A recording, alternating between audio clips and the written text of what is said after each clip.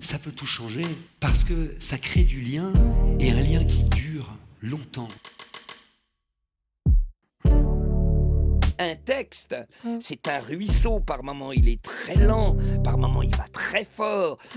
Tous les abrutis de marcheurs au pas de loi que vous êtes devraient lire les livres au lieu de les brûler. Mais vous couchez avec tous vos auteurs, dites-moi. Je ne bosse plus du tout avec des connards.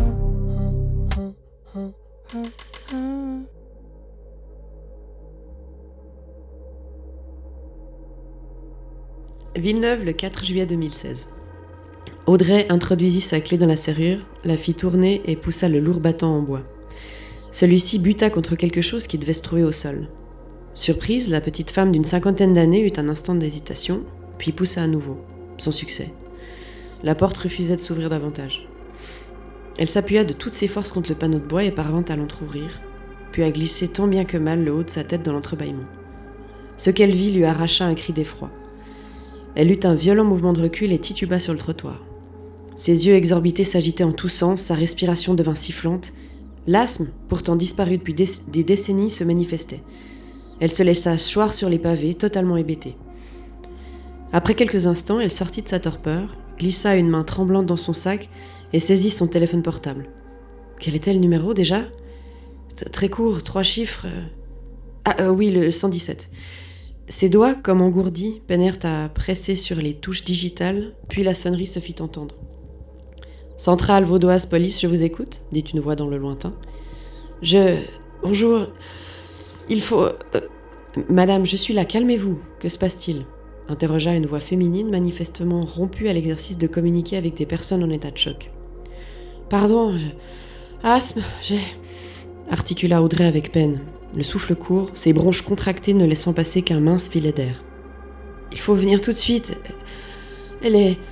par terre. »« Vous êtes avec une personne inconsciente, madame ?»« Oui, Elle est morte. Oh mon Dieu, elle est morte !» chuchota Audrey. Sa voix mourut dans sa gorge, le téléphone tomba sur le sol, les larmes inondèrent son visage. Fin du prologue. Vous écoutez le podcast littéraire du Haut de Plume, je suis Catherine. Et je suis Cyril. Alors aujourd'hui, c'est un épisode interview et nous recevons dans notre setup bis de Combrement et en plus dans le setup bis puisque pour la première fois on s'est mis au salon. Ce qui est bien, enfin on est mieux installé. Toi, tu peux pas comparer, pardon, mais si j'espère que tu es bien installé. Je suis bien installé. Oui, mais c'est la digression de l'épisode qui dure 3 heures. Nous sommes ravis d'accueillir Magali Mélan. Bonjour Magali. Mais bonjour. Ça va bien, tu es bien installé donc. Oui, très bien, ces canapés sont formidables. Ils sont confort. Ouais. Top. Bon, on est parti pour un petit moment. Ouf. Magnifique. Alors, peut-être on commence. Est-ce que... j'ai le reflet dans les yeux, mais ça va aller. Tu peux très rapidement te présenter. On te reçoit comme autrice, mais tu fais pas que ça. Donc peut-être un petit tour d'horizon. On n'a pas besoin de savoir où tu as été à la primaire, mais tu vois ce que je veux dire. Tes éléments de biographie marquants. Mm-hmm. Oui, il faut faire attention parce que comme j'ai une très bonne mémoire, si je pars sur là où j'ai fait ma primaire, on en a pour effectivement 3 jours. Okay. Bon, après, tu sais, il n'y a pas de contrainte de temps sur du Haut de Plume. Donc, aucun problème. Moi, ma famille est prévenue qu'il faut qu'ils rentrent en faisant pas de bruit. Donc, tout va bien. Tout va bien. On n'a pas de contrainte de temps. Et si c'est pertinent pour ta carrière d'autrice, il ne faut pas hésiter à parler de ta primaire. C'est ça. Non, alors effectivement, je pense que je peux faire l'impasse sur la primaire. Alors, pour répondre dans la globalité qui je suis, je dirais que je suis quelqu'un qui est très concerné par l'humain, par les arts. Amatrice de théâtre depuis vraiment que je suis haute comme 3 pommes, donc ça a toujours fait partie de mon quotidien. D'abord le jeu, et puis après intégrer une troupe amateur. Ensuite, la mise en scène, l'écriture. Donc, mais j'ai fait un apprentissage de photographe, donc on est aussi dans les arts. Et puis l'écriture, entre autres, effectivement, en enfantine ou en primaire, c'est vrai que j'aimais bien ça. J'aimais bien écrire des petits poèmes. Tu vois. Voilà, j'avais ma première femme, c'est ma mère, évidemment. Hein. Et du coup, j'ai dit femme, je voulais dire fan. On avait Oui, pas c'est de pour, BD, hein. c'est pour ça que je crois que j'ai BD. Non, Mais, ma première mais- fan, c'est Ben ma ouais, mère. c'est aussi la première Ça- femme de ta vie. C'est pas Oui, c'est vrai. choquant. Voilà, C'est très pas joli. choquant, c'est pour ça que. Ça oui, marche. Pourquoi pas. Ça marche pour les deux. C'est vrai, voilà. Et voilà, donc l'écriture fait aussi partie de mon horizon depuis longtemps. Je suis maman d'une fille qui aura 15 ans cette année, qui aime beaucoup écrire aussi, qui m'a rejoint au théâtre cette année, donc c'est joli, c'est résonance. Trop bien. Ouais, ça c'est doit faire vraiment bizarre. chouette. Alors, tant qu'en fait elle est heureuse de m'y rejoindre, c'est parfait. Parce qu'il faut qu'elle se sente libre, c'est pas parce que Oui, j'ai bien évolué sûr. dans ce milieu que... Faut pas la forcer, bien sûr. Non, pas du tout. Et, bon, en tout cas, pour l'instant, elle a l'air de trouver son compte. Alors, voilà, on verra comment ça se passe parce qu'on aura bientôt des représentations. Et puis voilà, je suis intéressée par plein de choses. Je suis un peu hyperactive. Je pense que les personnes qui me connaissent, qui regarderont ce podcast, vont sourire ou lever les yeux au ciel, ou les deux. Donc, voilà, intéressée par plein de choses. Et Très bien. puis voilà. C'est un bon point de départ Mhm. pour t'amener à très récemment, enfin oui tu écris depuis longtemps, mais très récemment à publier dans le domaine du polar, du thriller, La Nuit viendra. Donc on va aussi parler de ça. Ta relation au départ, parce que bon, alors tu nous disais que tu as été très très tôt attirée par le théâtre et ta relation à l'écriture, à la lecture, à la littérature, est-ce que tu as commencé par lire justement surtout du théâtre ou comment en tant que lectrice, on aime bien savoir les auteurs comment ils ont pour la plupart commencé leur carrière littéraire en tant que lecteur. Donc, Oui. parle-nous un petit peu de ça. Alors non, j'ai pas tellement lu de théâtre. Je sais que j'allais beaucoup emprunter alors des ouvrages jeunesse à la bibliothèque, là où je faisais ma primaire. J'étais un peu tout le temps fourrée là-bas, puis je lisais beaucoup. J'ai le souvenir d'avoir lu très jeune, je sais pas par quel biais, mais c'est Christian Jacques qui écrit tous les Ramsès et voilà, l'Égypte. Oui, oui, absolument. Alors c'est amusant parce qu'effectivement, je sais que j'en ai lu, mais quand j'avais moins de 10 ans, je sais pas par quel biais, je crois pas que c'était tellement mes parents qui lisaient ça. Et puis c'est plus du tout quelque chose que j'ai lu après, mais je sais qu'à l'époque j'aimais bien. Puis ce côté Égypte ancienne était très passionnant, un peu mystérieux comme ça justement. Ouais, alors t'étais une lectrice quand même assez précoce, si je puis dire, parce qu'avant 10 ans, c'est quand même de la littérature qui est pas très simple. Non, pas très simple. Ouais. Et ce serait intéressant que je relise maintenant avec un regard d'adulte, parce que je pense que j'ai aussi dû lire des scènes où j'ai pas dû comprendre grand-chose, en fait. Hein. Alors, j'ai manqué 2-3 références. Je me souviens pas exactement, je l'ai lu, mais il y a aussi pas mal de temps, mais il me semble en tout cas que c'était assez complexe. Quoi, mais, j'ai souvenir, mais par contre, j'ai souvenir que alors, ça me passionnait. Puis là, c'était un page-turner, effectivement, que j'avais envie de...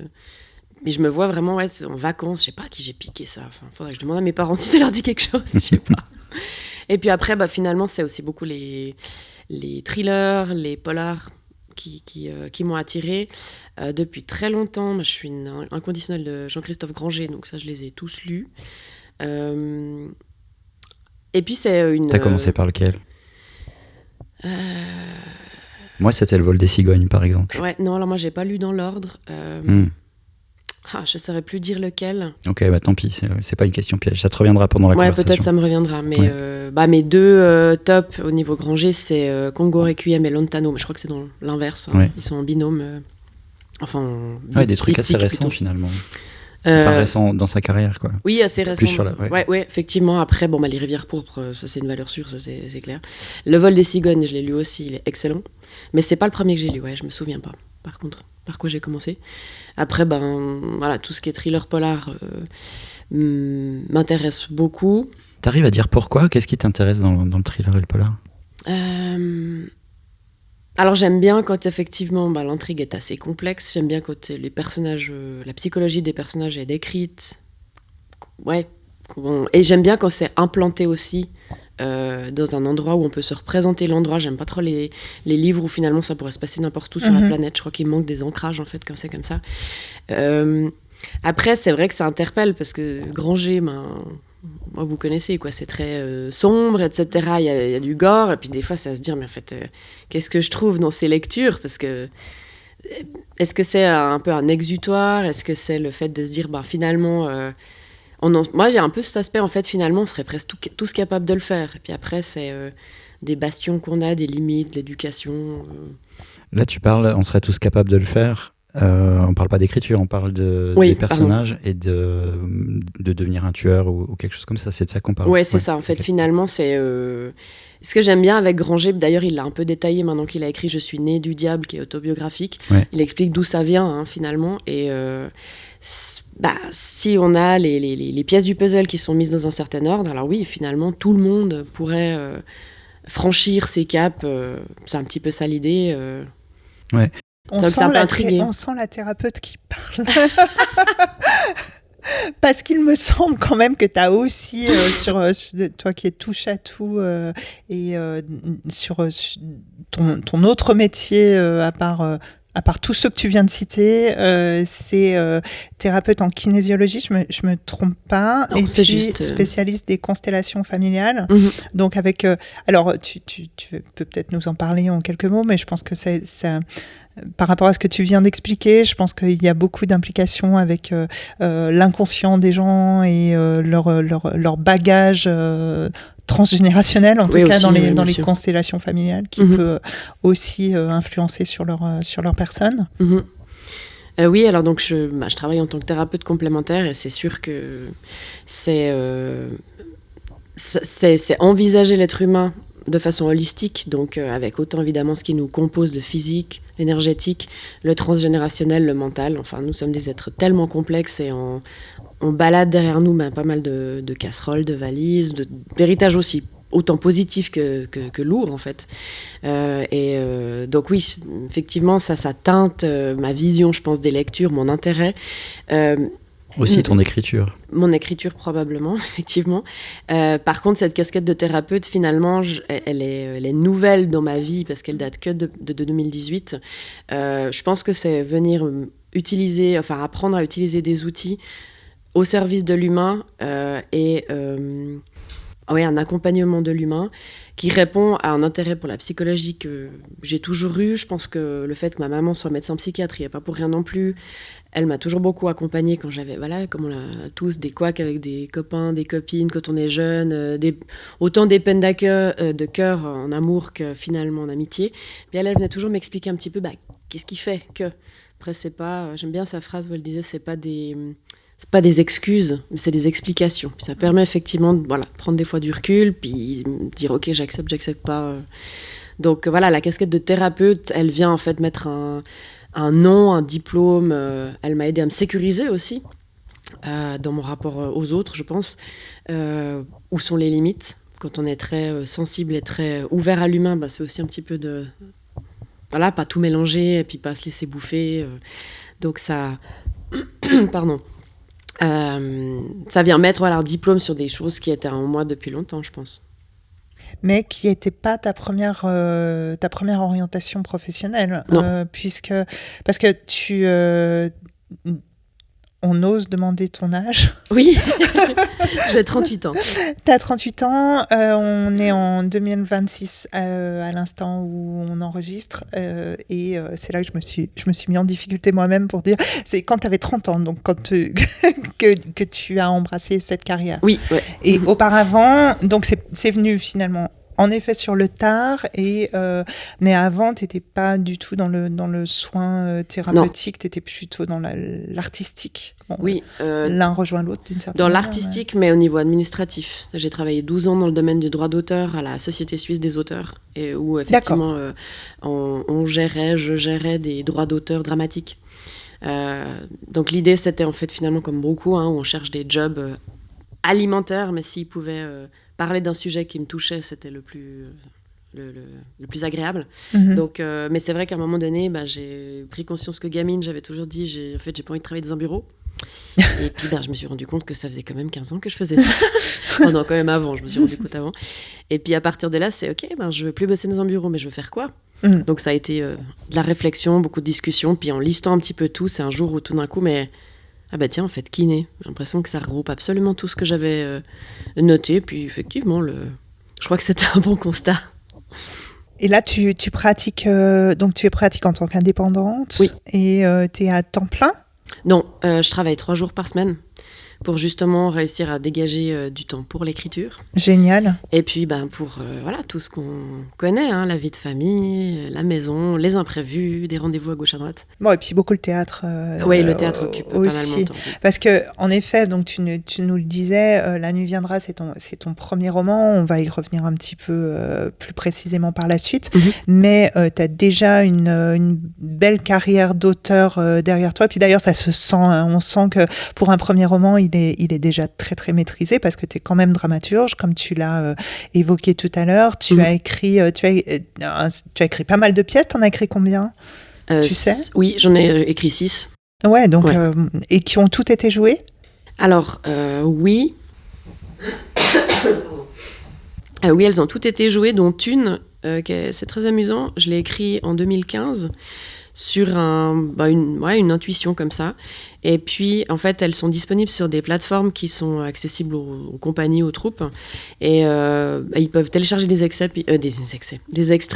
Et puis, s'ils sont intéressés, ils demandent le texte. Puis, elles ne sont pas éditées, mes pièces, en fait. Et puis, cette pièce qui s'appelle Madame, elle a été téléchargée plusieurs fois, comme ça, pendant 10 ans. Puis chaque fois, voilà, les troupes ne la jouaient pas. Moi-même, je ne l'avais pas montée avec une troupe.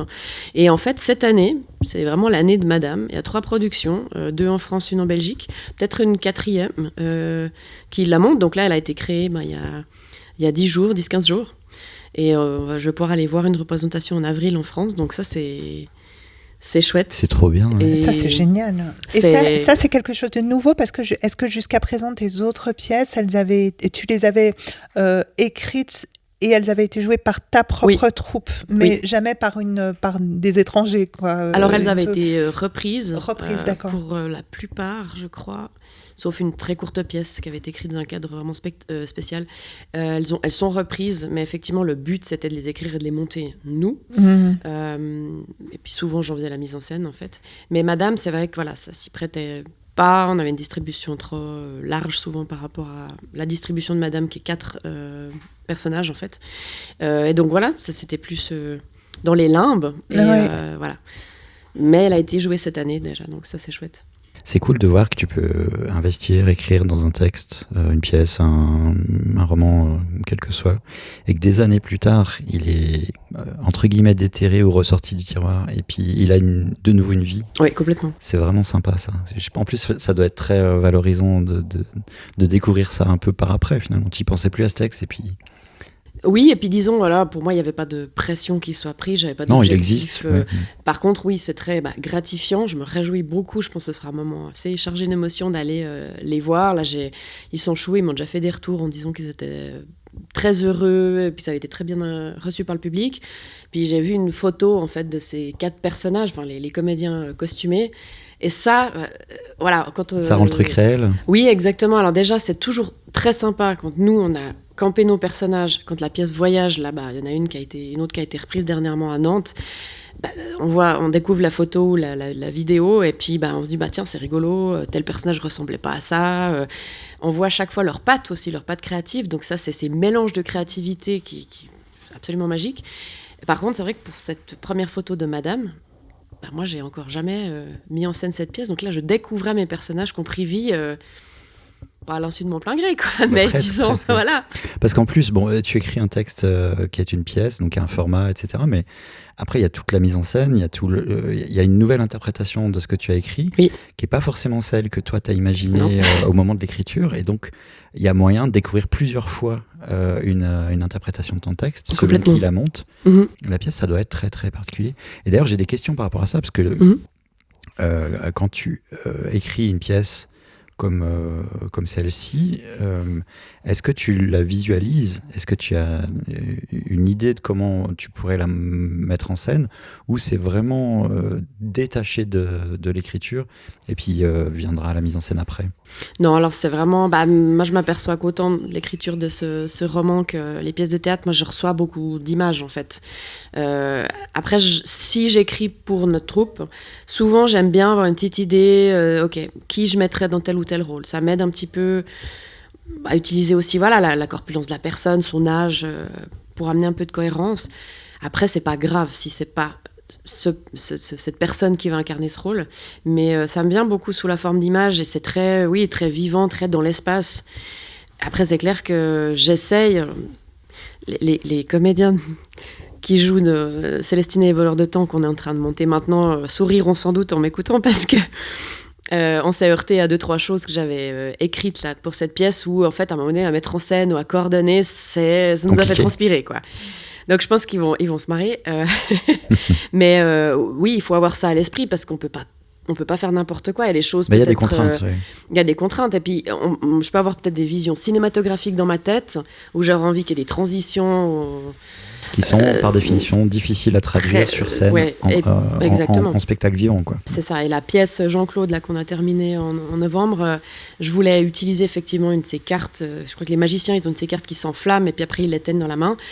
Ça c'était déjà très compliqué à s'en procurer, c'est compliqué à gérer, et puis normalement même si on fume une cigarette sur scène on doit avoir un pompier dans la salle. C'est ça, il te faut un pompier. Donc ça amène effectivement toutes ces contraintes là. Ouais.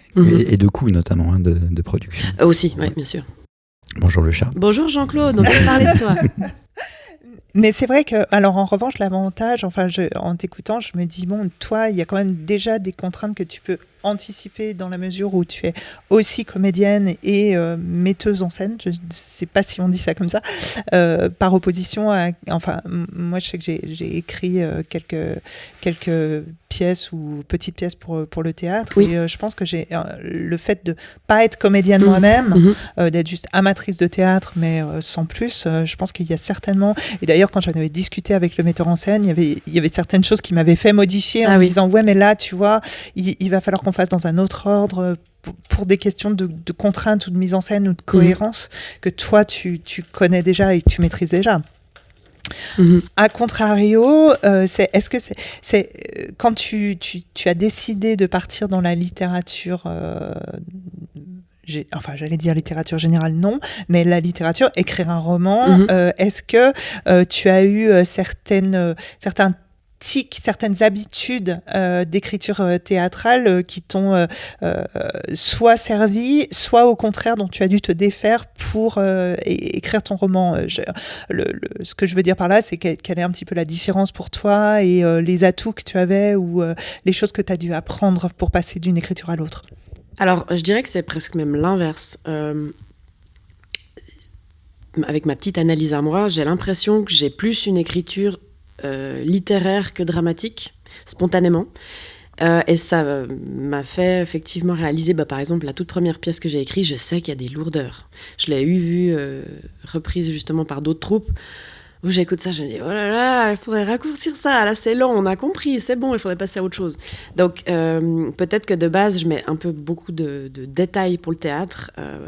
Et en fait, quand on écrit, alors pour le domaine littéraire, c'est clair qu'on va aller dans davantage de descriptions. Il n'y a pas que du dialogue, donc on peut aller pousser les choses un peu plus loin. Après, on peut sabrer aussi, parce que je pense qu'on en fait aussi peut-être trop par moment. Mais c'est plus quelque chose une chose à laquelle j'essaie d'être attentive maintenant par rapport à l'écriture dramatique, c'est d'être plus incisive, et puis qu'en fait le message soit compris sans en faire des choux et des pâtés. Donc c'est plutôt dans ce sens-là.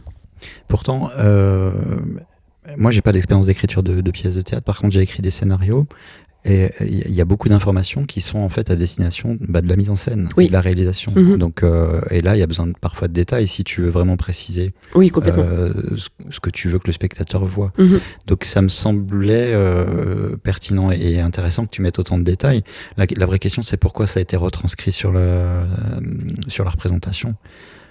Parce qu'en fait, effectivement, quand tu rédiges une pièce de théâtre, alors il y a tout ce qui est didascalie, qu'on va mettre en l'occurrence en italique pour que ce soit des indications pour la mise en scène. Mais moi, je parlais plus des dialogues. Où effectivement, je pense. C'est là où tu avais des lourdeurs. Voilà, peu plus. exactement. Okay. Oui, mais après, c'est vrai que, comme tu disais, la différence fondamentale, c'est que dans la littérature classique, tu vas avoir les descriptions. Tandis que en théâtre, alors tu as les jeux de scène et les jeux, toutes les scènes muettes, mais tu as aussi beaucoup d'informations que tu dois faire passer aux spectateurs nécessairement à travers les dialogues. Alors que dans le roman, comme tu disais fort justement, il n'y a pas que du dialogue, quoi. Donc, c'est des techniques qui sont un petit peu différentes.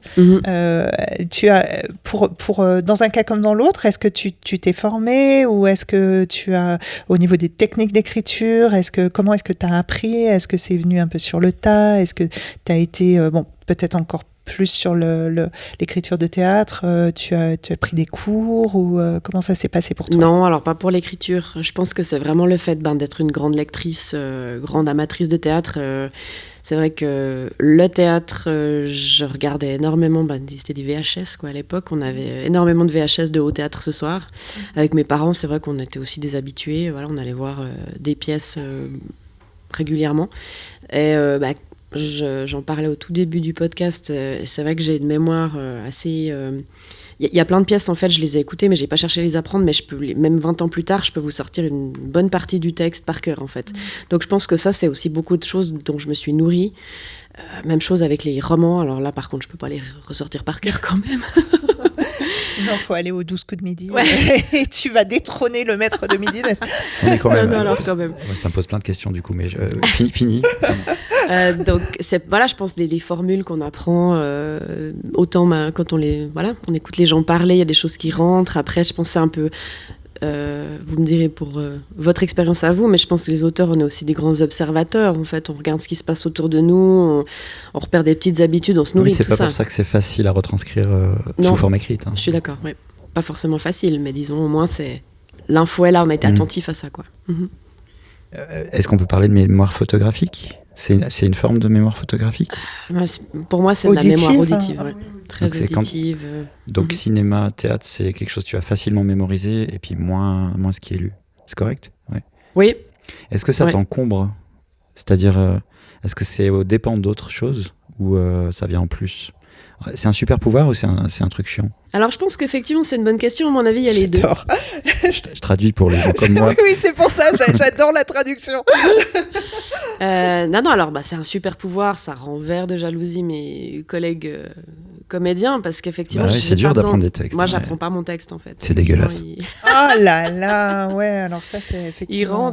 Il rentre hyper facilement, et puis c'est vrai qu'à l'école j'avais toujours beaucoup de facilité pour les langues ou pour les choses comme ça, parce que je les écoutais, alors beaucoup moins matheuses quoi. Après, là où c'est ma kryptonite, mon auto-kryptonite, en fait, c'est que quand j'entends quelque chose qui me fait mal, ça reste. Ça reste aussi. Ouais, ça reste. Il y a les circonstances dans lesquelles ça a été dit. C'est difficile de se détacher de ça parce que ça va, il y a cette empreinte. Alors, avec le temps, on va dire, avec j'espère, une forme de sagesse, avec un travail sur soi, on arrive à un peu essayer de prendre la distance et digérer, mais c'est pas toujours simple. Ouais. C'est horrible, je suis en train d'essayer de rembobiner tout ce que je t'ai dit depuis que t'es arrivé. Attention. Alors, elle se tournera complètement vers moi, ça voudra dire que voilà. C'est horrible. Pour reprendre, du coup, toute cette écriture de théâtre, j'imagine, c'est pas du policier, c'est pas du thriller? Non. Non, c'est pas du thriller. Et puis, moi, j'ai cru comprendre que c'était une de tes marottes, on va dire, puisque ton premier texte écrit, publié sous forme de livre, est un polar. Comment t'as concilié ça? Qu'est-ce que t'as trouvé comme intérêt en termes d'histoire à raconter du côté du théâtre? En gros, pourquoi t'as dévié? Parce que peut-être que j'ai une vision un peu fermée de ça, mais si ta grosse passion c'est le polar, le thriller, pourquoi être pas allé là-dedans du côté du théâtre? Parce que je pense qu'effectivement je suis pas du tout une experte en genre d'œuvre. Non plus. Donc, on en écrit, mais en dehors de ça. Donc j'espère que je froisse personne en disant que je crois que j'ai pas voulu écrire un polar à la base. En fait, j'ai eu le premier flash, cette vieille dame effectivement qui tombe dans ses escaliers et il va se passer quelque chose. Alors le côté interpellant qui m'intéresse, c'est l'aspect mystère. Ça donne envie d'aller plus loin, d'aller découvrir ce qui se passe. Mais finalement, je crois que j'aurais envie de découvrir ce qui se passe dans une histoire et pas forcément que dans un thriller. Donc en fait, il n'y a pas de frustration pour moi en écrivant pour du théâtre alors que c'est pas un thriller, c'est pas un polar. En fait, moi, ce que j'aime bien, c'est d'aller chercher un peu qui sont mes personnages, qu'est-ce qui se passe, qu'est-ce qu'ils vont vivre. J'ai commencé l'an dernier à écrire une comédie policière. Après, je sais pas, les planètes n'étaient pas alignées, il y a quelque chose, j'ai écouté en disant j'arrive pas. D'ailleurs, mon fichier s'est auto-effacé. S'il y avait besoin d'être clair, c'était pas mal. Et en fait, Célestine et les voleurs de temps, je l'ai écrite en 1 mois l'année passée, mais elle est venue sur une impulsion d'une amie qui m'a juste parlé de voleurs de temps. J'ai dit mais j'aime ce truc. Et puis voilà, c'est marrant ça. C'est marrant. Alors j'ai lu une ou deux interviews que tu as fait pour La Nuit Viendra, et tu parlais de la même chose, c'est-à-dire qu'en fait, tu as à un moment donné, une phrase ou un moment ou une scène qui te vient, et de là, tu construis tes histoires. Oui. Ça marche pareil pour tes écritures côté dramaturgie théâtre. Oui. Tu as une image qui arrive et puis elle va t'occuper jusqu'à ce que tu la développes. Ouais, c'est assez comme ça, effectivement. Là, j'en ai démarré une qui, ces jours, me vient. Alors, moi, je me dis, mais effectivement, je sais pas si finalement je fais de la canalisation. Franchement, je sais pas, je peux essayer de trouver des mots humains à mettre un peu sur ce qui se passe en moi. Mais c'est souvent comme ça. C'est souvent des choses qui débarquent. Et puis après, c'est d'être à disposition pour les transformer, en fait, pour les transcrire. Là, effectivement, j'ai commencé... je pars un peu dans tous les sens au niveau des idées et des envies. Oui, mais c'est la de plume, voilà. c'est parfait. Vas-y. Mais c'est vrai que voilà, j'avais envie, effectivement, en fait, avant que La Nuit Viendra soit le travail, vraiment le suivi éditorial commence, j'avais déjà envie d'écrire la suite. Je savais pas encore vraiment quoi. Et c'était presque un peu frustrant quand on m'a dit oui pour l'édition, c'est qu'il fallait se remettre dans celui-là alors que j'avais envie d'aller sur autre chose. Mais bon, voilà. Et donc j'ai ça, c'est les rythmes de l'édition, c'est dur. Mais ouais. Du coup, voilà, c'est sûr que c'est plus le même travail, en fait. Mais, pas du tout, oui, c'est sûr.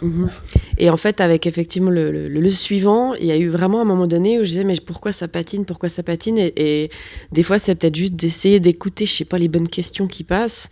Et il y en a une, à un moment donné, je me suis dit, mais en fait, je crois qu'il y a un problème, c'est que je sais pas qui est mon meurtrier. Mais qui, pas, je savais qui, mais il y avait un personnage. On connaît la personne, mais tu ne sais pas qui il est profondément. Dedans, voilà, exactement. Et en fait, c'était assez amusant parce qu'à partir du moment où je me suis vraiment assise en me disant, ok, mais c'est qui ? Et que là, je sais pas quelle porte j'ouvre, mais ça sort et ça jaillit. Et puis je me suis fait pleurer en écrivant ces passages parce que je suis remontée loin dans le temps. Et c'est là, en fait. Et j'ai envie de dire, c'est presque comme si j'inventais rien. Alors, je sais pas si je capte la vie de quelqu'un quelque part, mais... C'est comme si tu déterrais l'histoire de cette personne. Oui, pour certaines choses, c'est assez, assez puissant. Ouais. Du coup, si on parle un peu technique, t'es plutôt à découvrir ton histoire, t'es jardinière, ou t'es plutôt architecte avec toute une structure avant d'écrire, etc. Alors, carrément jardinière. C'est ce que j'ai compris. Ouais. Oui, c'est joli ça comme terme. Ah, tu connaissais pas, ok. Non, je connaissais pas du tout. Bon, c'est vraiment technique. C'est pas Cyril qui l'a inventé. Non, loin de là. Non, mais on a tendance à diviser. Tiens, les gens qui vont partir d'une idée, ils ont à peu près la direction, puis entre les deux, ils découvrent leur texte. Et d'ailleurs, c'est des gens qui n'arriveraient pas à écrire avec une structure détaillée, ceux qu'on appelle les architectes, les gens comme moi, qui ont besoin de savoir ce qui se cache sous le tapis dans telle pièce pour pouvoir écrire tout le roman. Tu génial. vois. Il sait déjà qu'au chapitre 37, il va se passer ça. Ouais, j'ai toutes mes fausses pistes, sinon, etc. il peut pas. Voilà. Ah ouais, c'est donc, génial. Les gens comme moi sont des architectes. Et puis, ça ne marcherait pas avec des gens comme toi. Parce qu'un des plaisirs, c'est de découvrir ce qui se passe. Clairement. Ouais. Donc toi, tu es dans ce camp-là. Okay. Oui, c'est ça. C'est dur à faire pour un policier, ça me semble dur à faire, mais j'ai une vision très biaisée puisque je suis un architecte.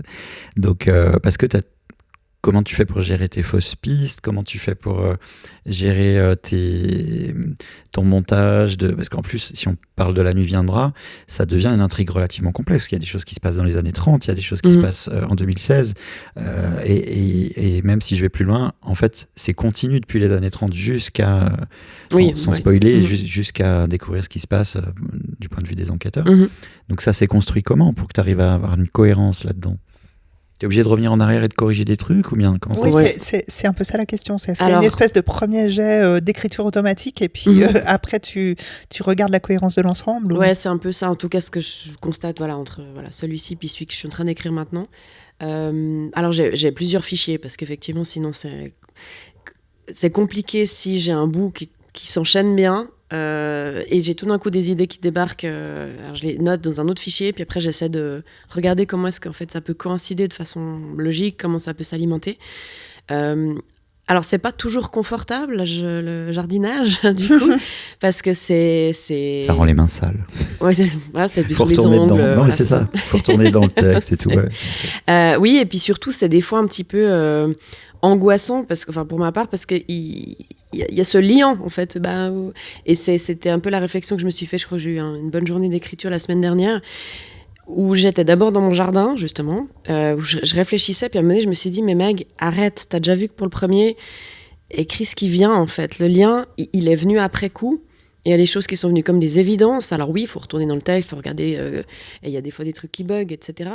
Mais effectivement, à un moment donné, d'avoir cette confiance, le lien va venir.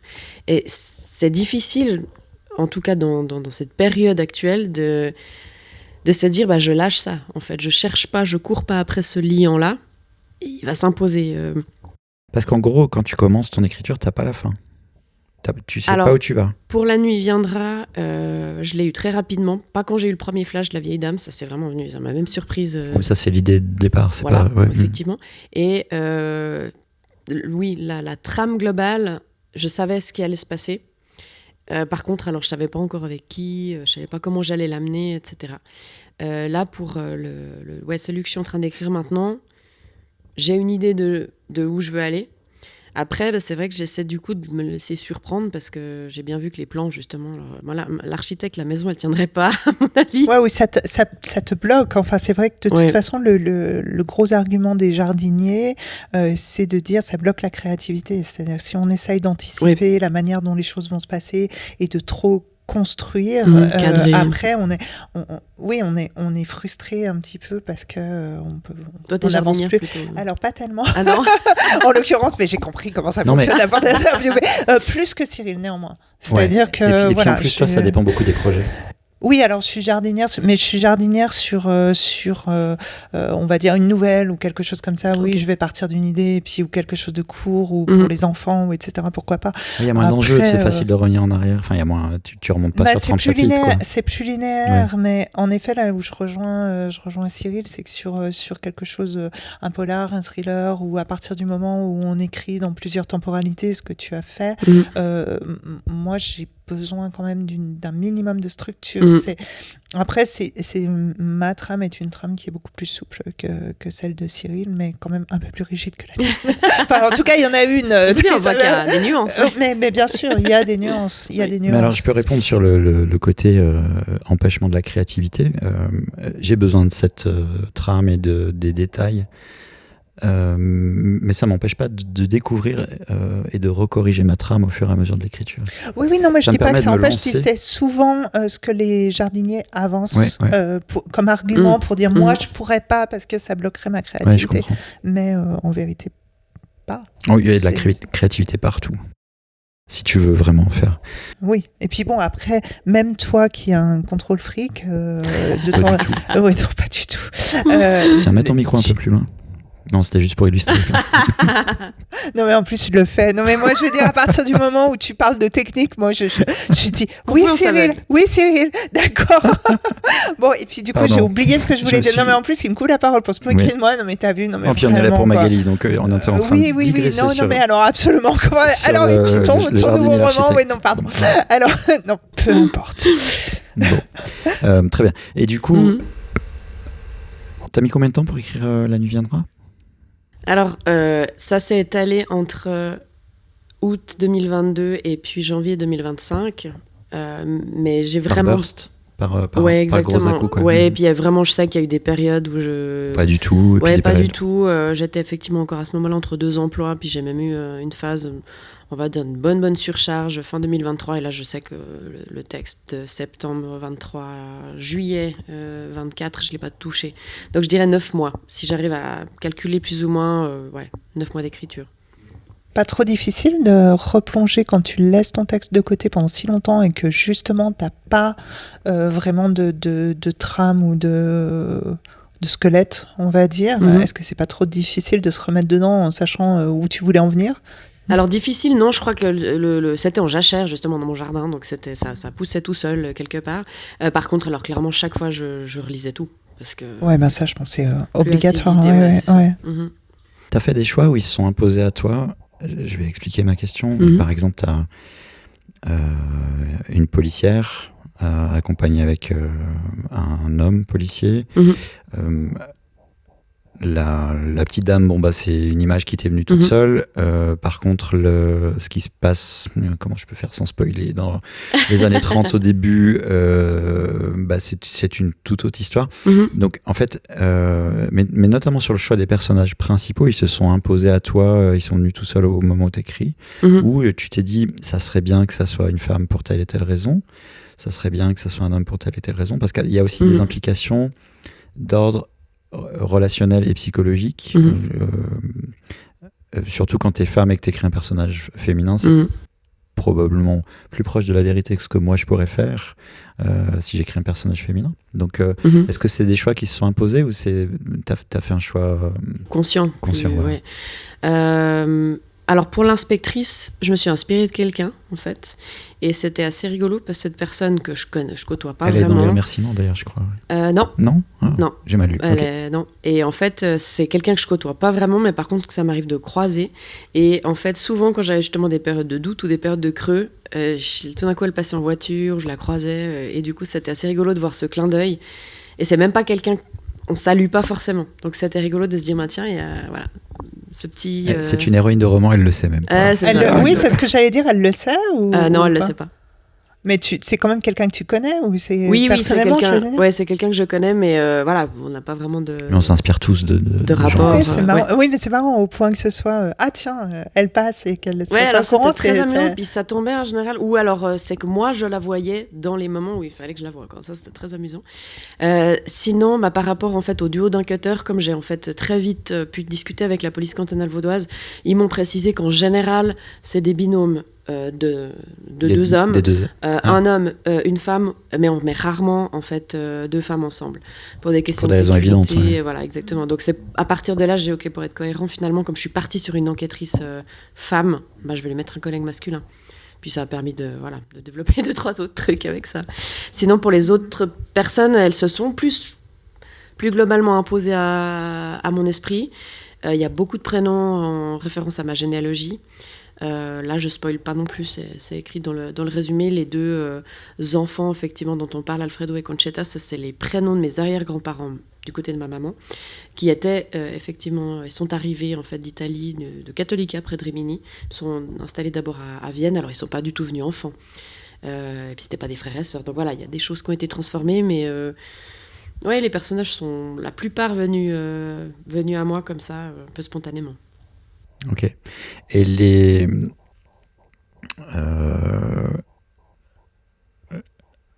arcs narratifs B, enfin il y a l'enquête policière, mais il y a aussi d'autres arcs narratifs dans l'histoire. Il y a l'histoire de ton enquêtrice avec côté sentimental, avec ce qu'elle découvre, etc.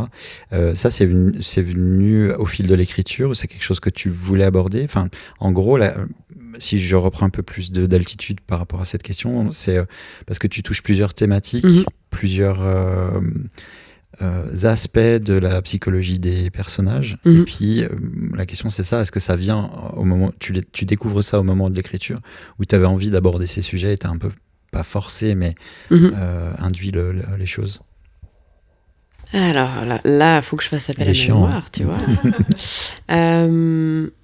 Alors, l'aspect effectivement plus sentimental est venu par l'inspiration de la personne dont je parlais tout à l'heure, qui m'a inspiré ce personnage d'enquêtrice, qui a été longtemps dans ses recherches, effectivement, application de rencontres, etc. Et ça, c'est vrai que, par exemple, c'est un monde que moi, je ne connais pas du tout. Donc, là, l'inspiration est clairement venue d'ailleurs. Et puis après, ce qui a été développé autour de ça, de nouveau, ça m'est un peu venu de l'inconscient collectif ou de je sais pas trop où. Y compris la chute de cette storyline particulière. Ouais, y compris la chute. Ouais, ça m'est venu aussi comme ça spontanément. Ouais, je te mets dans un coin, pardon, parce qu'on veut pas spoiler non plus. Oui, non, mais c'est un peu ça qui est difficile. C'est ça qui je vois de quoi tu parles. C'est pour ça que je ne t'aide pas. C'est pour ça que Magali fait un peu des silences. Disons que par rapport à ça, ce qui est aussi intéressant, c'est que là, ça, ouais, je peux le dire comme ça. Là, c'est plus venu. Puis finalement, jusqu'où je suis allée, c'est quelque chose qui... Il n'y avait pas grand-chose comme décision à prendre, j'ai l'impression. Par contre, évidemment, comme je suis en train d'écrire la suite, là, il y a des décisions à prendre. Et c'est là où, c'est à un moment donné, est-ce que je suis ce qui me vient? Est-ce que je vais dans le politiquement correct? Ça, alors, tu parlais de quelque chose qui brime la créativité, on me donne pas tellement envie d'aller là-dedans. Ouais, on va parler d'autocensure, ce genre de choses. Exactement. Ouais. Donc en fait, c'est une introspection en se disant, mais en fait, finalement, qu'est-ce qui me vient, de quoi j'ai envie ? Et puis je peux assez facilement répondre à ça, donc je sais dans quoi je vais aller. Mais voilà, ça pose des questions, puis peut-être que ça sera pas apprécié, mais comme voilà. Comme on sait que après, oui, après c'est le risque, et puis après ça dépend ce qu'on veut faire du texte, mais oui. effectivement, après derrière il y a l'éditeur, il y a aussi l'accompagnatrice éditoriale, qui dans ton cas était Marie Javet. Donc sur le premier, est-ce qu'elle continue de t'accompagner dans cette suite, ou est-ce qu'elle va continuer ? Tu l'as déjà sollicité, ou ce sera... Oui, alors on a lié un chouette contact avec Marie, et puis je la tiens au courant, effectivement. Enfin, on se fait... des petits vocaux, souvent pas si petits que ça, où on se raconte, on échange pas mal. Et puis, elle m'a effectivement dit que si je souhaitais qu'elle m'accompagne pour le deuxième, si tant est que 180 degrés édition soit intéressée, enfin voilà, qu'on continue ensemble, ce serait tout à fait possible. Ça me plairait beaucoup de retravailler avec elle, d'ailleurs. Oui, parce que ça pourrait aussi être... tu disais par rapport au politiquement correct, ou le fait d'avoir un regard, mais ça, justement, c'est aussi une question. Est-ce qu'en cours d'écriture, tu discutes de ton texte avec d'autres personnes ? Est-ce que tu as des alpha-lecteurs, des gens qui te renvoient un petit peu des avis extérieurs sur des décisions scénaristiques ? Ou est-ce que tu montres à personne et t'en parles à personne jusqu'à la fin ? Comment ça se passe pour toi ? Uniquement pour l'aspect littéraire ? Quel autre aspect ? Dramatique. Là, il y a un petit truc qui bug au niveau du retour. C'est bon. C'est réglé. Comment ça se fait que tu distingues les deux ? Parce que justement, dans l'écriture dramatique, comme je pense souvent à des personnes pour incarner un personnage... Pardon. Oui. En fait, je viens de comprendre, je crois. Quand tu parles d'écriture dramatique, tu parles de théâtre. Oui. Ok. Oui. Voilà. Ah oui. Ouais, non, mais c'était pas clair pour moi. Justement, c'est pour ça que je préfère clarifier. Ouais. Parce qu'il y a du drame dans ce côté. Oui, c'est vrai. Donc, c'est pour ça que je voyais pas la différence entre... Voilà. Donc là, quand on parle d'écriture de théâtre, c'est très différent. Ok, tu peux y aller, pardon. Oui. Disons que là, j'aime bien partager. C'est porteur aussi d'avoir le retour des autres. Je peux voir un peu ce qui fait réagir, autant dans l'humour que justement dans ce qui est plus émotionnel. Par rapport à la cohérence aussi, ça m'aide d'avoir leur retour, parce que quand on est justement à fond dedans, on a l'impression que c'est possible, puis des fois on dit il nous manque un petit quelque chose, ou bien ça vient valider un doute qu'on avait. Donc ça, je vais le faire plus spontanément. Mais avec les membres de la troupe ? Oui. Ouais, avec les membres donc ils sont effectivement partie prenante, puisque eux après ils vont interpréter la pièce. Oui, exactement. Si donc ça on peut le faire comme ça. Ce regard est intéressant. Pas forcément dans tous les cas de figure, mais disons on l'a fait plusieurs fois comme ça. Puis c'est vrai que c'est assez porteur pour moi. J'aime bien. Je fais pas ça spontanément en fait. J'ai pas spécialement d'alpha lecteur là. Mon ex-beau-père en fait a lu un bout justement de celui que je suis en train d'écrire actuellement, mais qui est donc pas du tout terminé, et c'était intéressant. Il m'a surtout fait des petites corrections. Il n'a pas fait un retour par le fait j'avais envie de savoir si ça se suivait, si je perdais le lecteur ou pas, et puis apparemment pas, donc ça c'était bien. Après j'avais demandé effectivement à Marie ce qu'elle en pensait, et elle préférait que j'aille au bout de ce que je suis en train d'écrire, pour éviter finalement d'influencer. Je crois qu'elle préfère qu'il y ait un travail qui se fasse alors si j'ai bouclé l'écriture. Ouais, après les deux peuvent se faire, mais c'est vrai que disons que on pourrait aussi imaginer que si tout à coup tu sois prise par le doute, ou que tu as un blocage, ou vraiment une question qui entrave la suite de l'écriture, que là tu puisses la solliciter. Oui. Oui, d'ailleurs, je pense qu'elle serait tout à fait... elle l'est. Ça m'est déjà eu arrivé de lui poser des questions, et puis elle me donne sa bribe de réponse. Après, c'est à moi de l'interpréter, puisqu'elle sait pas tout à fait de quoi je parle, vu que elle n'a pas lu ce que je suis en train d'écrire. Non, et puis, mais à contrario, je pense qu'elle doit être en attente de la suite. Oui, alors en tout cas, elle avait beaucoup apprécié. C'est elle qui a donné un premier feu vert, avec une autre de ses collègues, en fait, Juliette, qui travaille aussi chez 180 degrés. Et puis, en tout cas, le travail ensemble était vraiment, vraiment top. Je crois un très bon moment pour les deux, donc oui. Je suis en train d'essayer de réfléchir à comment poser ma question par rapport à la suite, pour pas divulgacher, on va dire. Divulgacher. Spoiler. Parce que j'ai du mal à voir une suite, à part si tu reprends juste les personnages et qu'il y a une autre enquête, Ouais, par c'est exemple. ça l'idée. C'est ça l'idée. Ouais. ok. Mhm. Parce que sinon, vu comme tu as bouclé l'affaire, ça me semble compliqué de... Oui, c'est vrai que, de en effet, poursuivre. quand tu nous as dit qu'il y avait une suite, on s'est dit, ah bon. De mais- quoi Elle a mais déterré comment des gens Mais comment C'est Mais pas ça du tout. puis oui, alors, après tout, c'est une policière, donc ça peut être personnage récurrent. Ouais, Voilà, c'est absolument. plutôt ça, ouais, en fait. ouais. Ouais, Et effectivement. puis ils seront S'en passe des choses à indépendants. Ça sera pas à Villeneuve, c'est Ah bien. Pourquoi t'as quelque chose contre Villeneuve Non, Bon, bah, mais j'ai attention. découvert Villeneuve au Oui, travers oui, alors, des ça, yeux de c'est- Magali. Ça, c'est vrai. Non, mais du coup, il faut que j'arrête de te chambrer. Après, j'oublie ce que je voulais dire. Non, c'est absolument pas professionnel.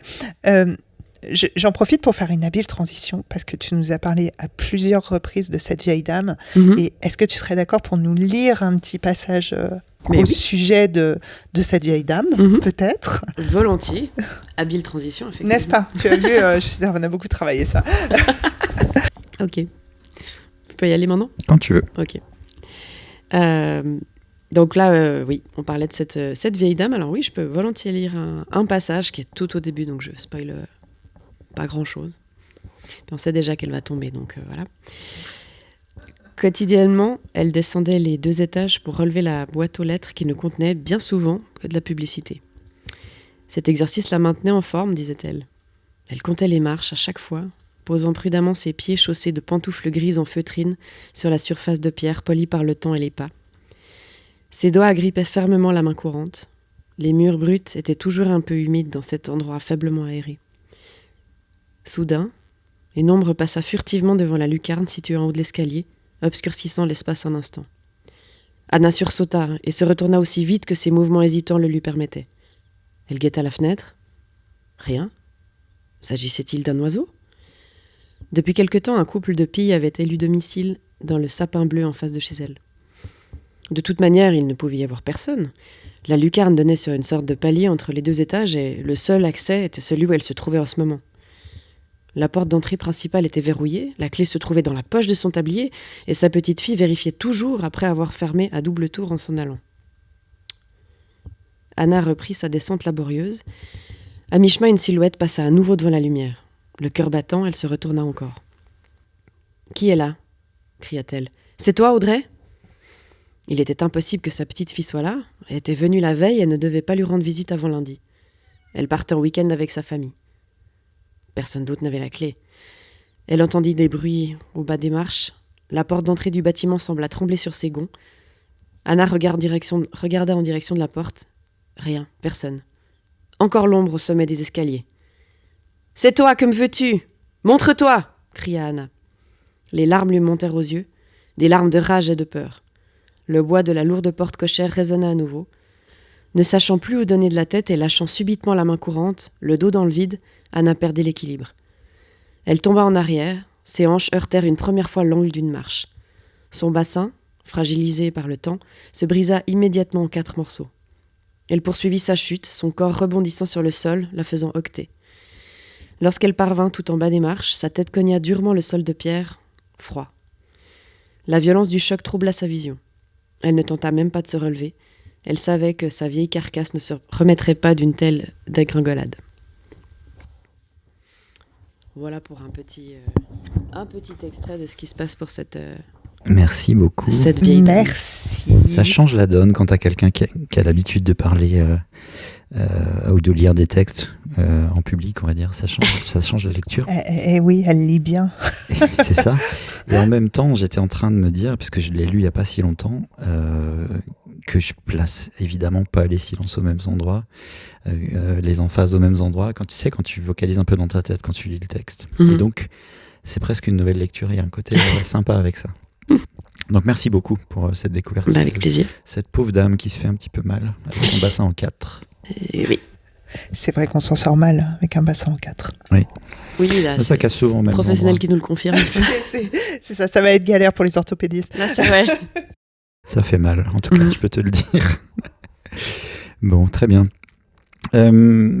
Sur quoi je voulais enchaîner, j'ai oublié. Alors moi j'aimerais bien Alors, vas-y. poser un petit peu des questions. On a parlé donc de Marie qui t'avait accompagnée dans le processus. Alors, c'était pas le processus d'écriture, hein, parce Non. que si j'ai bien compris, Marie, elle travaille avec 180 éditions. Oui.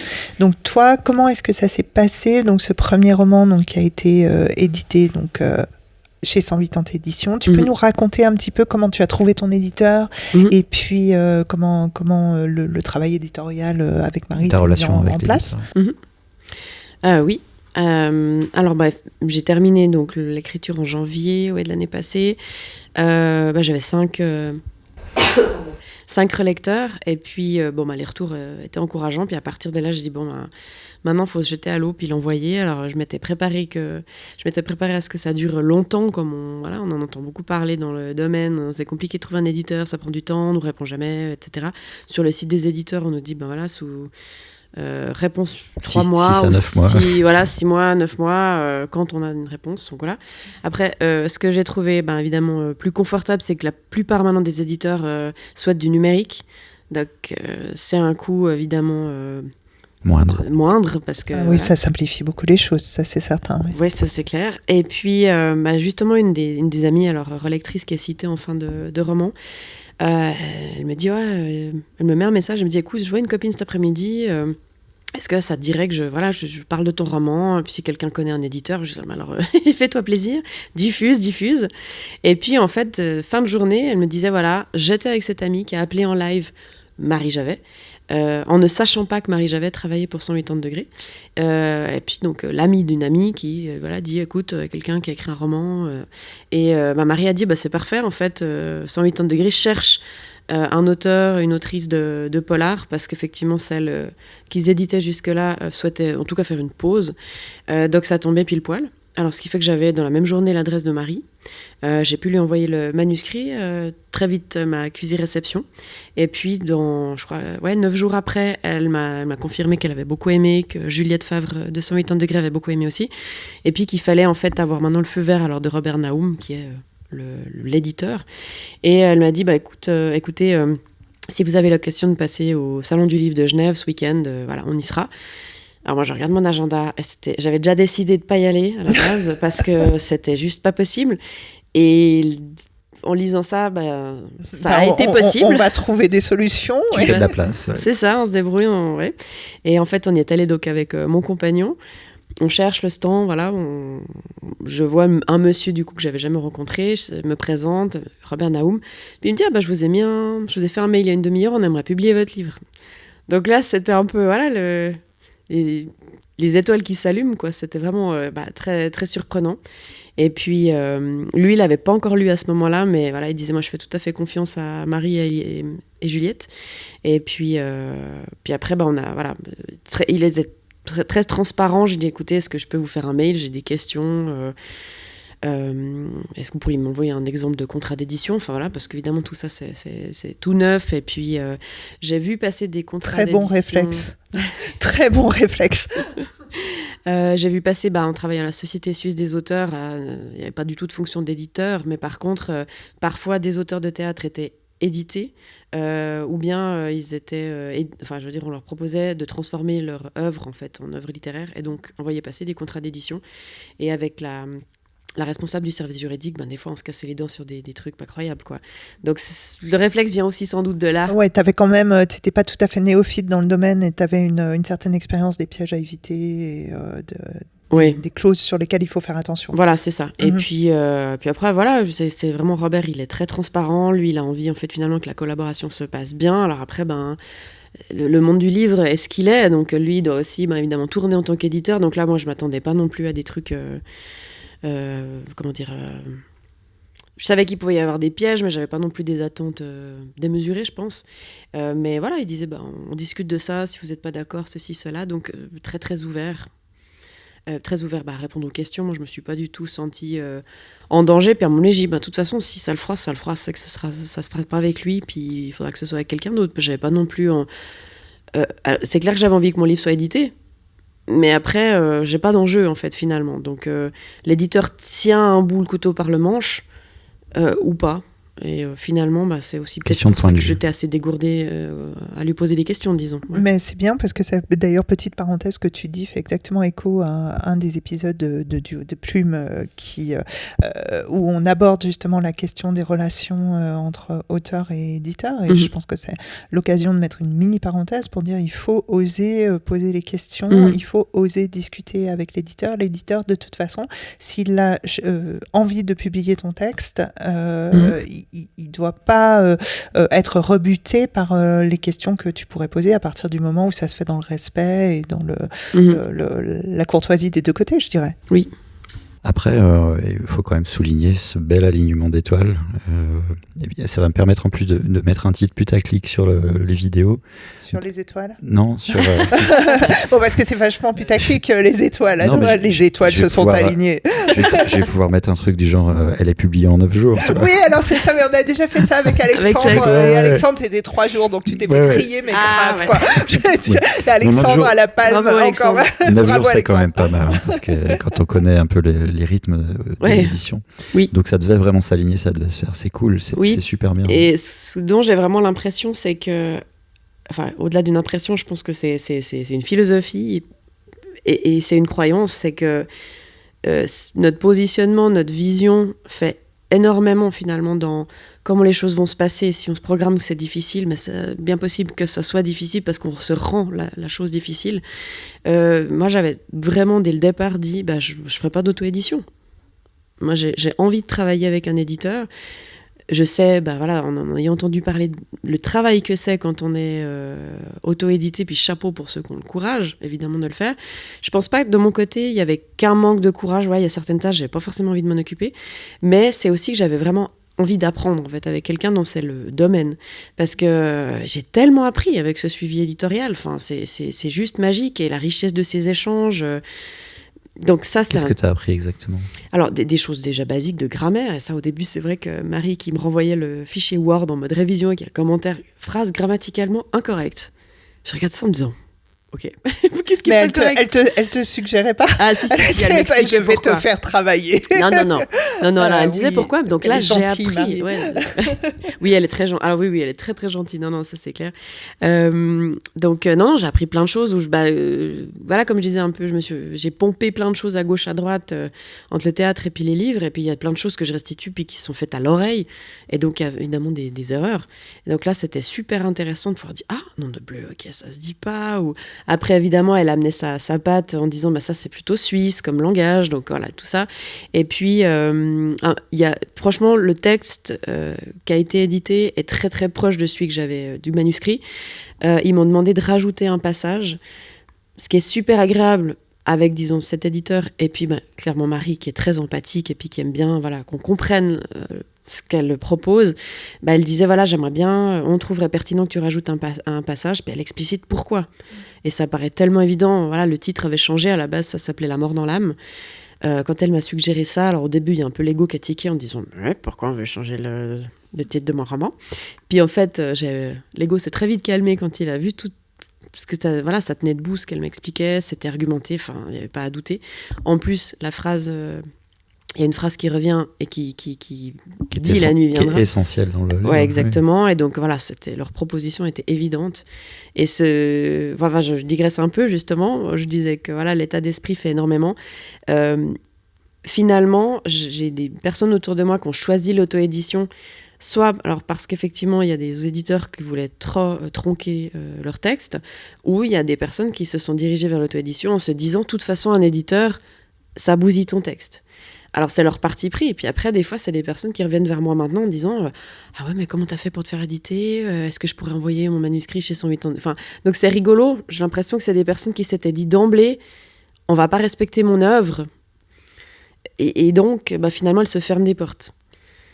Il y a toutes sortes de choix et de points de vue. Bon, il y a aussi des auteurs qui font le choix de l'auto-édition, pas par opposition Non, tout à fait. à l'édition traditionnelle, mais clairement, dans ce que tu expliques, c'est chouette d'avoir une vision des différentes possibilités pour décider ce dont tu as envie et ce que tu souhaites pas faire. Et là où tu as complètement raison, c'est que le fait de pas avoir envie de se charger de certaines tâches qui incombent à l'auteur auto-édité, comme la mise en page, la couverture, le marketing, que sais-je, la diffusion, etc.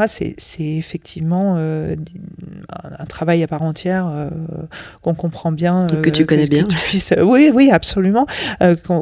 Et à l'inverse, en effet, bénéficier d'une part du coaching de professionnels. Alors ça, c'est quelque chose qui est accessible quand même en auto-édition parce qu'il y a des coachs en freelance et voire même aussi des éditeurs, des éditeurs indépendants qui peuvent coacher les auteurs auto-édités. Donc je dirais que c'est peut-être pas le truc principal, mais après d'être... L'avantage de le faire en maison d'édition, c'est qu'après tu construis une relation durable avec cette personne et que tu peux reprendre là où t'en étais presque pour le projet suivant. Tu vois, il y a peut-être ce côté suivi éditorial que tu peux l'avoir en auto-édition, bien sûr, si tu reprends la même personne. Mais oui, puis bon, et puis tu bénéficies du réseau de l'éditeur, tu bénéficies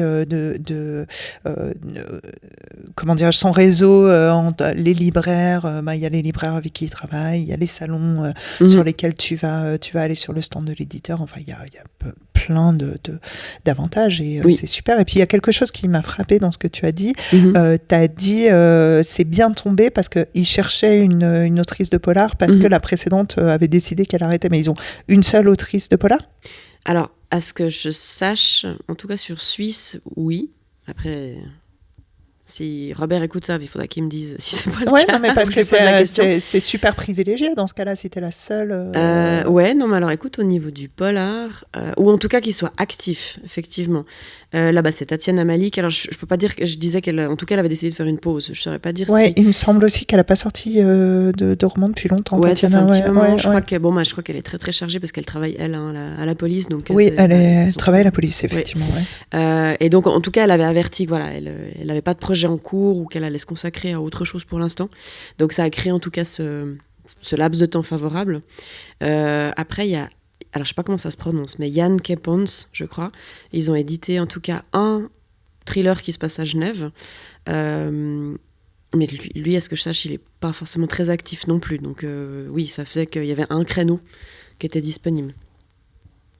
Ouais, donc bon. En tout cas, tu es poussé et privilégié dans la com de l'éditeur, il s'occupe activement de toi, j'imagine. Oui. Alors franchement, moi j'ai trouvé très très dynamique.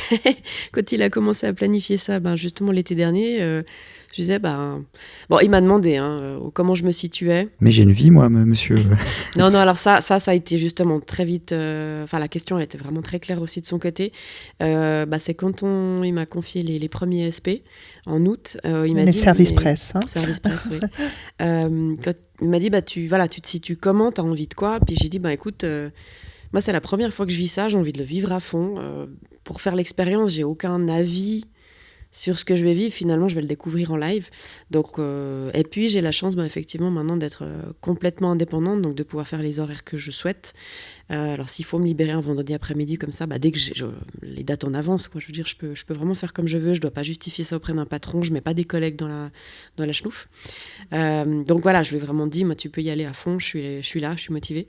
Et du coup, les deux énergies ont fait se sont bien coordonnés. Alignés. Voilà, alignés de nouveau, les étoiles. C'est ce moment post-écriture de promotion, d'interview, de rencontre, le passage en podcast, le passage en radio, etc. C'est des choses que tu aimes bien faire, du coup, tu découvres, mais c'est quelque chose que tu aimes ? Oui. Alors, ce que j'ai le moins apprécié, j'en parlais à midi justement en famille, c'est l'interview à Canal 9 à la télévision. Ça, j'ai pas aimé du tout. Pourquoi ? Je pense qu'il y a, je sais pas, c'était peut-être un contexte. Alors, l'équipe très sympa, je veux dire, très chouette d'aller là-bas. Tu t'es mis un stress ? Ouais, je pense que c'était un petit cumul. Et puis le fait, de savoir, là, c'est du direct. Et puis, il y a vraiment l'aspect on a 4 minutes, si on n'a pas fini, le journal se termine, on lance autre chose. Donc finalement, on m'a demandé d'être hyper concise dans des questions que je connaissais pas forcément toutes. Puis il y a certaines choses, rien que la kinésiologie, la constellation familiale, c'est quoi ? En 3 mots. En 3 mots.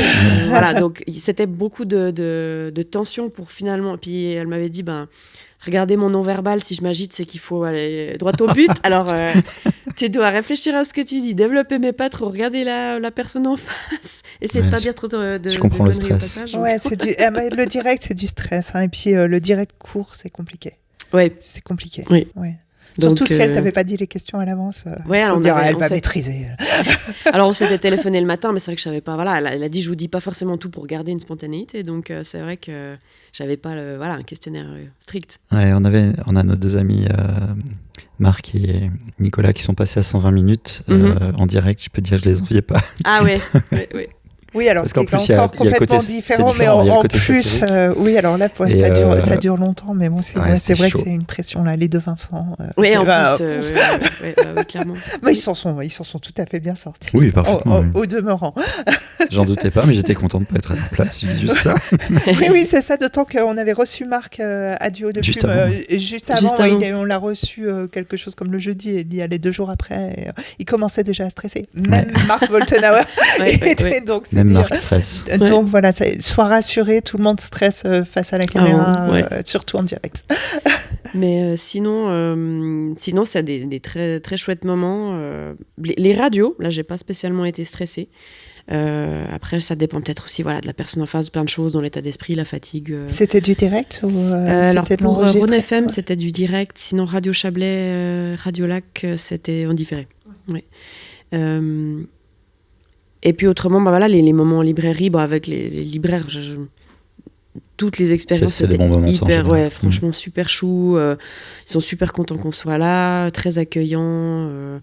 Les lecteurs aussi, très curieux, alors soit des personnes qui viennent parce qu'elles ont entendu parler, ou bien des personnes qui s'y intéressent parce que elles découvrent l'auteur, elles découvrent le livre, et puis elles disent tiens, qu'est-ce que c'est que ce livre que vous avez écrit.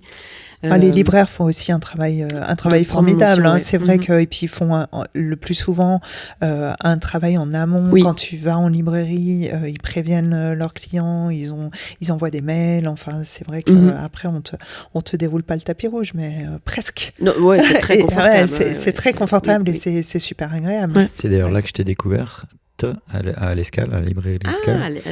Moi, tu dis, ou Catherine? Toi. Ah oui, toi. Moi, il m'a c'était découverte on se avant. connaissait Oui, parce que l'Escale n'existait pas. L'Escale n'était pas ouverte. Non, voilà. C'est pardon. un souvenir particulier parce que j'avais quand même assez honte d'arriver à la toute fin de ton intervention, parce qu'on sortait du festival Alterfiction et puis on s'est mal calculé sur les trajets et tout. Ouais, et on est arrivé au bout du truc. On est arrivé pour l'apéro, en fait. Tout à fait, voilà.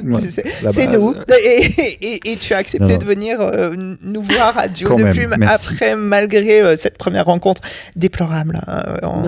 Toutes nos excuses. Je suis arrivée une fois à l'apéro à une réunion de parents d'élèves pour ma fille parce que j'avais noté, 19h ou les 18h. Je suis arrivée à l'apéro aussi, alors voyez, fait partie du même team. Okay, et du coup, dans une réunion de parents d'élèves, ça fait chenille. C'est moins... Donc tu vas continuer puisque tu es sur le 2e. Tu t'envisages peut-être pas, mais t'envisages quoi? Une carrière? T'as envie de... Il y a déjà d'autres pistes, d'autres genres, d'autres... Comment tu... Parce que tu l'as dit, tu touches un peu à tout. Le danger de ça, c'est que tu peux tourner la page d'écriture et aller sur autre chose. Et voilà. Oui. Bon, tu n'as pas touché la page d'écriture en ce qui concerne l'écriture de théâtre, donc tu es capable de constance aussi. Ah, j'ai pas fermé la porte au théâtre, oui. Non, effectivement, oui. Mais j'ai l'impression que le théâtre, c'est plus une fondation de ta personne qu'un truc est venu après, parce que tu t'en parles depuis que t'es toute petite, en gros, quoi. Oui. Et moins l'écriture. Ça reste de l'écriture, le théâtre. Oui. C'est pas la même. Oui, mais voilà, c'est quand même, c'est différent, et puis c'est différent au niveau de l'environnement et des conséquences, entre guillemets, parce que le théâtre, t'as tout cet aspect de la troupe, de la mise en scène, du fait de jouer devant des spectateurs, et puis à contrario, sur le livre, la littérature, ça va être ce travail un peu plus solitaire, mais cette équipe éditoriale par la suite, ensuite les événements pour aller à la rencontre de tes lecteurs en dédicace, en librairie, c'est à la fois pareil et pas pareil, quoi. Oui, complètement. À part que tu es face à ton ordinateur au début du processus, mais sinon... donc d'une certaine manière, on pourrait tourner la question dans est-ce que tu as un type d'écriture que tu préfères quand même sur l'autre? Et c'était plus ça, t'as raison. Ouais. Un type qui m'est plus familier, du coup, évidemment, c'est l'écriture théâtrale. Bien sûr. Maintenant, je vois qu'en tout cas, comme ça que ça me vient, que cette expérience de La Nuit viendra est porteuse, des retours positifs, la confiance de l'éditeur, etc., ça me donne clairement envie de continuer à explorer cette piste. J'ai alors commencé à élaborer la suite qui sera un polar. Maintenant, j'ai 2 autres idées qui sont plus des récits de vie. Alors, je sais pas si finalement... Enfin, j'ai aucune idée de comment ça va se tramer. Pour l'instant, j'ai 2 fichiers Word où j'ai noté des idées un petit peu comme elles sont sorties. De toute façon, l'écriture théâtrale et le théâtre, ça, la question ne se pose pas, en fait. C'est là. C'est vraiment là. Je crois que ma question, c'est, pour la cerner un peu plus... en gros, tu as une idée d'histoire, pour être très globale et généraliste. Oui. Pourquoi tu fais le choix plutôt du livre plutôt que d'en faire une pièce, par exemple, tu vois? Oui, bien sûr. Oui. Qu'est-ce qui fait que ça se développe? Qu'est-ce qui t'oriente d'un côté plutôt que de l'autre? Alors ça, c'est une excellente question. Bon, pour la suite de ça, c'est des personnages bien sûr. qui s'en servent quoi déjà. tu pourrais l'adapter. Pour la suite, d'accord. On pourrait faire une adaptation. Oui. Encore que, on a toujours cette contrainte au théâtre, enfin ces contraintes d'unité de temps, de lieu, etc. Donc... ça serait quelque chose de très complexe, je pense, à adapter. Alors c'est ça. Hein. Et c'est là où je disais un peu plus tôt que les comédiens, s'ils écoutent ce podcast, vont rire, parce que Célestine et les voleurs de temps, la pièce actuelle, elle est construite effectivement avec 3 périodes de temps différentes. On a 3 décors.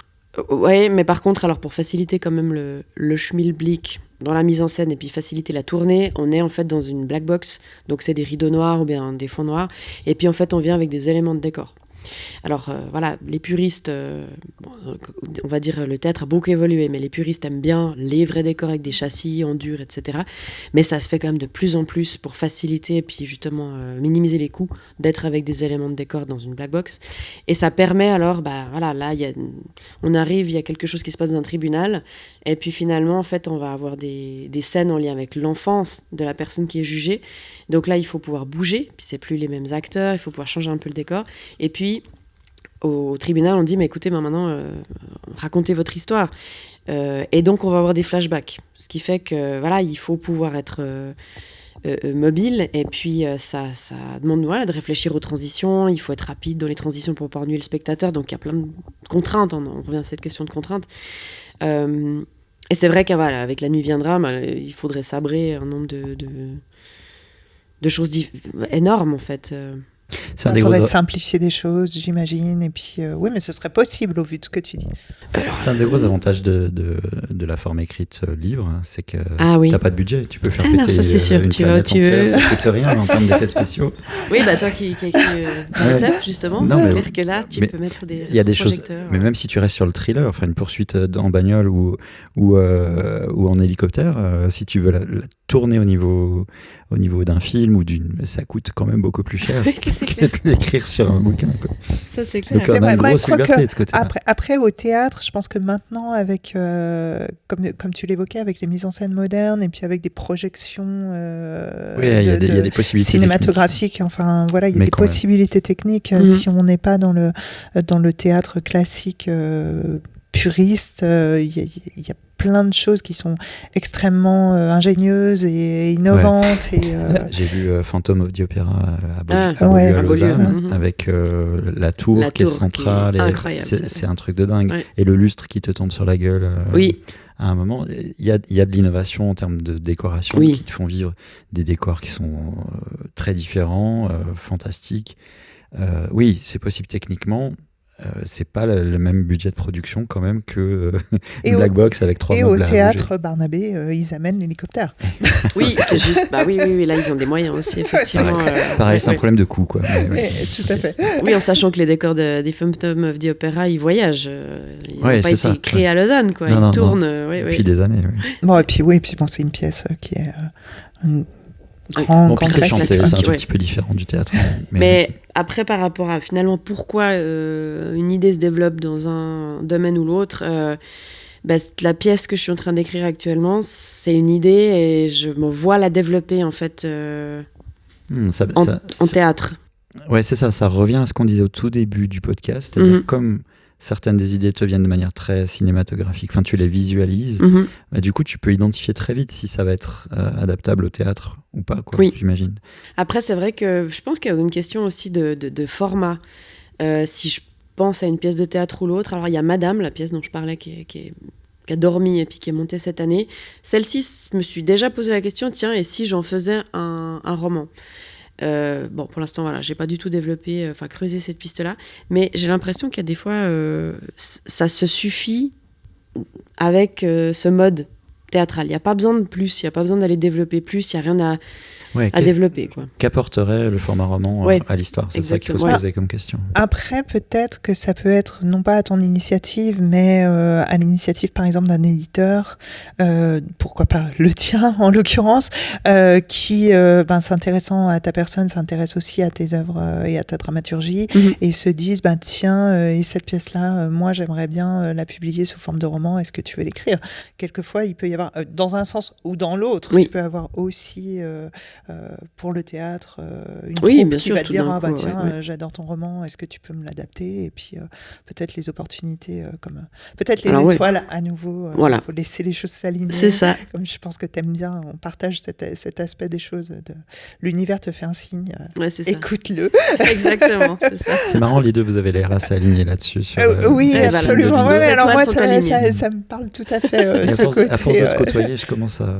Tu commences à comprendre l'ange voir des des parkings. choses. Je lui ai expliqué l'ange des parkings, il connaissait Ah oui, pas. tu mais- connaissais pas. Mais non, mais écoute. Il voilà, est magique cet ange-là. Je suis mais, motard, il marche j'ai pas bien. besoin d'ange des parkings. Moi, je me gare où je Ah veux. voilà, t'es bien en hélicoptère en fait.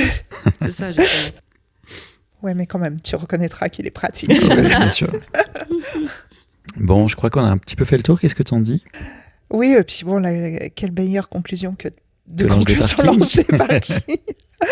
Quels sont tes projets? Donc là, alors on enregistre cet épisode au début du printemps, mais il va être normalement sur les ondes début juin. Mhm. Donc je crois que tu as un petit événement littéraire dédicace tout début juin. Oui, le samedi 6 juin, ce sera Chronopage à Aigle, l'après-midi, je crois de 14 à 17. Donc oui, au niveau littéraire, T'es en dédicace? je suis en dédicace, oui, Mhm. effectivement. Ça, c'est la seule chose qu'il y a de juin à la fin de l'année, en fonction de ce que je sais maintenant. Oui, pour l'instant, d'ici Voilà. là, bon, il va peut-être y avoir d'autres choses. Est-ce que tu as un site internet ou un endroit, c'est sur le site de ton éditeur? Ou parce que je sais que tu as un site internet Oui. mais qui est global, en fait, donc qui est Mhm. à la fois ton site de thérapeute, Oui. qui donne aussi des infos sur les pièces de théâtre et Alors, sur ton roman, c'est Oui, juste? en fait, effectivement, moi j'ai un site qui est vraiment que j'ai créé par rapport au cabinet, donc c'est magalimelan.ch, Mhm. qui est en lien avec qu'est-ce que je propose comme thérapie au cabinet, la prise de rendez-vous, les tarifs, etc. Et puis à partir du moment où j'avais une information à publier au sujet du roman, moi, j'ai fait une page en fait sur ce site pour pas en avoir plusieurs. Et donc j'y parle du roman. Après je détaille un petit peu qu'effectivement j'ai écrit des pièces de théâtre, mais par rapport aux pièces de théâtre, là je renvoie si quelqu'un est intéressé à les consulter au site de la compagnie, donc la compagnie du talent.com. C'est le site de notre troupe qui est basé donc à Échallens. Et si voilà, on veut consulter des extraits, on peut le faire dans la bibliothèque qu'on a mis sur ce site de la troupe. Très bien. Et puis sur les réseaux, tu es présente? Les réseaux Oui. sociaux? Oui, Instagram et puis Facebook. Ok. À ton nom, Magali Mélan. Oui, Magali Mélan. M-E-Y-L-A-N. Ouais, exactement. Ok, parfait. Mhm. Magali, un grand merci pour tout ce partage et ce moment avec nous. Merci d'avoir accepté, malgré tout ce qu'on t'a fait, de venir discuter avec nous. Oui, merci beaucoup. C'était vraiment très intéressant. Merci pour ce roman. On se réjouit de la suite. Et puis, il faut qu'on aille te découvrir aussi au théâtre. Dans l'autre forme. Absolument. Merci beaucoup à vous pour la proposition et pour ces partages. Merci. On dit à nos auditeurs à dans 15 jours, comme d'habitude, pour un autre épisode de Duo. Comme d'habitude, et puis si nos éditeurs, voilà, non, donc non, c'est pas ça. Alors nos éditeurs aussi au demeurant, mais c'était plutôt à nos auditeurs que je m'adressais. Et si vous avez des questions, même a posteriori, à poser à Magali, ou si vous voulez rebondir sur l'épisode, si vous avez lu son livre, si vous n'avez pas lu son livre, il faut lire son livre. La nuit viendra. Et puis si vous avez des questions, on les lui fera passer avec plaisir. N'hésitez pas à vous abonner au podcast, à liker, à partager, à commenter. Et on vous dit effectivement à dans 15 jours pour un prochain épisode. Salut tout le monde!